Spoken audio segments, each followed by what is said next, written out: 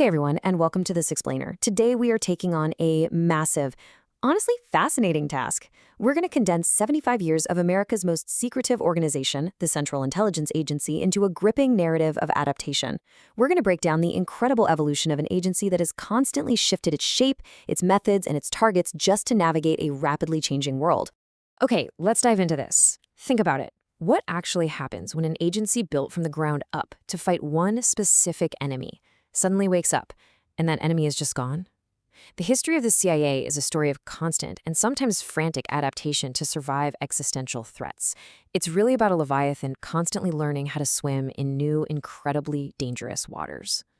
Here's our roadmap for today. We'll be exploring 5 distinct eras: the Cold War mandate, coups and spy tech, scandals and dirty money, the war on terror, and finally, the future of espionage.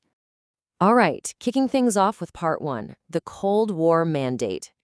Picture this, it's 1945. World War II is ending in fire and rubble. Now, America won that war on raw industrial might and military force, not superior intelligence. Compared to the Soviet KGB, America's Wartime Office of Strategic Services, or OSS, were basically amateurs. The Red Army was tightening its grip on Europe, and Washington knew almost nothing about what the Soviets were actually planning. Recognizing this massive blind spot, the U.S. government passed the National Security Act in 1947, creating a permanent peacetime spy agency, the CIA. It gave the agency a mandate to perform such other functions and duties related to intelligence. Now, this wording was brilliantly vague. It essentially gave the CIA an immense, incredibly flexible mandate that allowed for unchecked power right from the start.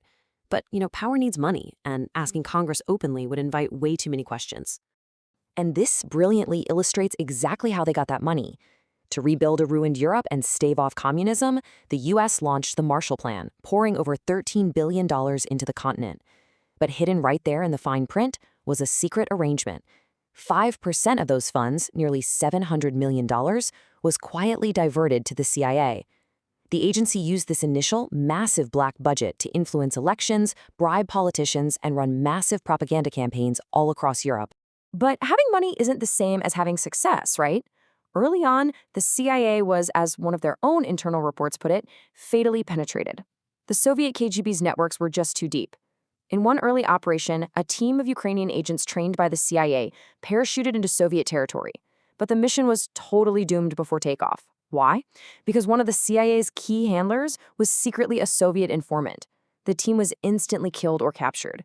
These humiliating early failures damaged the CIA's reputation so badly that recruiting new spies became nearly impossible. Which brings us to part 2, coups and spy tech. At the time, CIA Director Walter Bedell Smith was absolutely terrified the agency would be written off as an amateur sideshow. He desperately needed a headline victory to prove to the White House that the CIA was a capable, vital asset. So, in 1953, with Operation Ajax, the CIA used bribes, propaganda, and mobs to topple Iran's prime minister after he nationalized British oil. In 1954, they overthrew the president of Guatemala. Now, not every operation worked. 1961 saw the disastrous, humiliating Bay of Pigs invasion in Cuba, but the playbook was firmly set. By 1973, they were using economic pressure and military support to help overthrow Chile's democratically elected president. The strategy was ruthless: protect Western interests at all costs.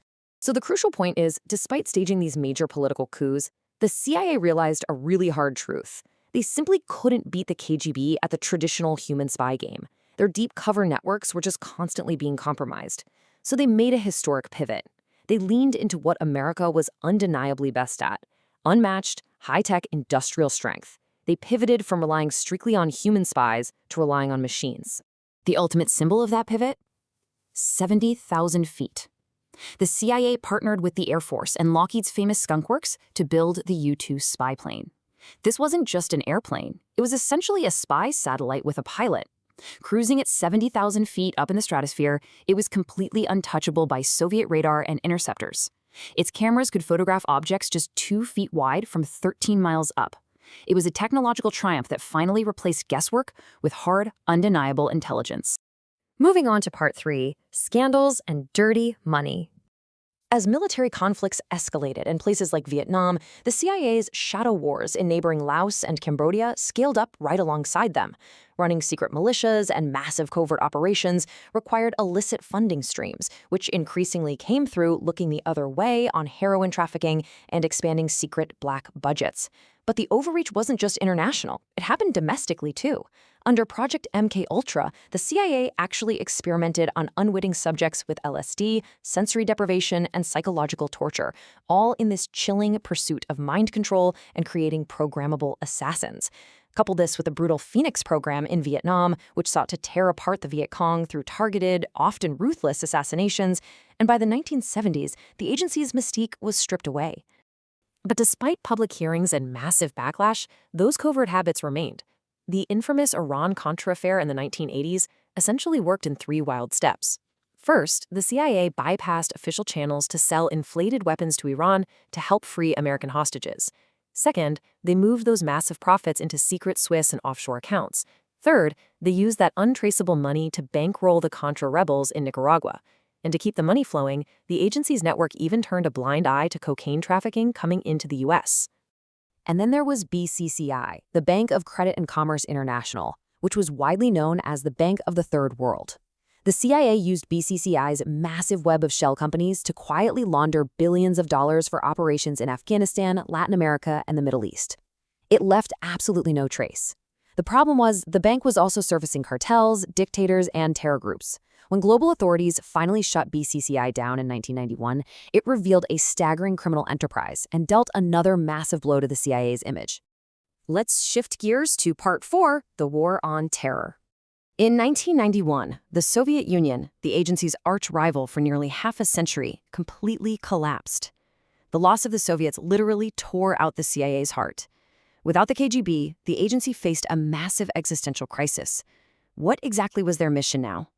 Throughout the 1990s, budgets were slashed, overseas stations were closed, and decades of spy networks were just dismantled. But this newly created blind spot allowed something new and dangerous to organize in the shadows, a fluid, decentralized network known as Al-Qaeda. This loss of direction led to some really severe intelligence failures. Pre-9/11, despite knowing Osama bin Laden was a threat, a mix of missed strikes, bad intelligence, and hesitation resulted in the tragic September 11 attacks. Then, in the lead-up to the 2003 Iraq War, the CIA confidently insisted Saddam Hussein possessed weapons of mass destruction. But as we know now, that intelligence was built on flawed sources and wishful thinking. The U.S. invaded, but no WMDs were ever found. In the chaotic aftermath of these conflicts in Iraq and Afghanistan, the CIA executed its next major tactical pivot. In the past, assassinations were messy, right? They relied on special forces, car bombs, or local warlords that left obvious trails. The CIA wanted something clean and precise, so they partnered with the Air Force to arm Predator and Reaper drones with missiles. This was a completely revolutionary shift. An operator sitting in Nevada could loiter over a target for 24 hours, read a license plate from miles away, and execute a strike without ever risking a single American agent. It created a truly borderless war. This entire era of high-tech surveillance ultimately culminated in the hunt for Osama bin Laden. After those missed opportunities pre-2001, bin Laden vanished into Pakistan as a complete ghost. But through patient surveillance and relentless analysis, by 2010, they tracked a suspect to a highly secured compound in Abbottabad. Finally, in May 2011, a daring SEAL Team 6 raid ended the decade-long hunt. For the CIA, it was the ultimate vindication of their post-9/11 evolution. Which leads us into our final section, Part 5, the future of espionage. Because taking out bin Laden didn't end terrorism, did it? It just decentralized it. The new battlefield is information. Enter a startup called Palantir. The CIA invested early in this tech company to solve their immense data problem. Now, what's really interesting about this slide is how Palantir ingests everything: phone calls, travel logs, bank wires, even live drone footage, the exact kind of digital footprints we all leave behind. It weaves it all into a single living map, connecting the dots at lightning speed. It allows the CIA to shift from merely responding to threats to actually anticipating them, dismantling networks before they even act. And they absolutely need that speed, because today's black budget operates on a scale completely unimaginable back in 1947.